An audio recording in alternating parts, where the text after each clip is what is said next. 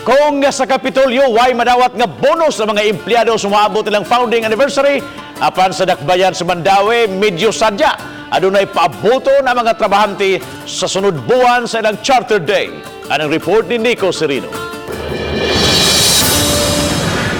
Subsub na ang preparasyon sa Mandaue City Hall sa Charter Day celebration. Ugmang adlaw, buksan ang month-long activities alang sa Charter Day nga sa Ulugon sa Agosto 30. Pasabot sa mga organizers, usa sa himuon ang human formation sa mga tao sa numero 50, timaan sa ika-50 katuig nga kasumaran sa Mandaue, sukad mamahimong syudad. Wa ta magdahom nga after 50 years mahimo na sad ang syudad sa Mandaue nga usa ka lone district. The employees will form a human 50 no diha sa plaza. Tomorrow it will start at 5 o'clock kay nindot man kuno nang dayon ng kilom-kilom. Gipahibaw sab sa mayor alang sa Charter Day celebration, makadawat og bonus ang mga empleyado sa City Hall.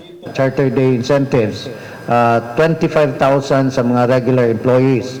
Nya nay differential nga 5,000 sa tanang job orders. Gawa sa mga regular o job order employees, duna say paabuton nga wage differential ang mga barangay nutrition health workers ug clean and green personnel. Giproseso na kini sa dakbayan aron ma-release sa mga empleyado. The incentives to be given to our regular employees is already there. It is already ready.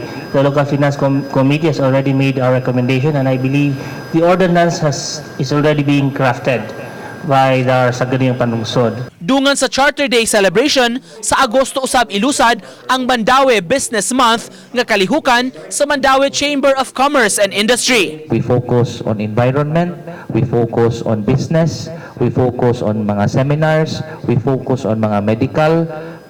So we touch various sectors and aspects of life and community so that these activities that we do will help make Mandaue City stronger. Samtang giduso na sa City Hall ngadto sa Malacañang ang request nila nga ideklara nga special non-working holiday ang Agosto 30 alang sa dakbayan. Uban ni Godfrey Relien, Nico Sereno, Balitang Bisdak.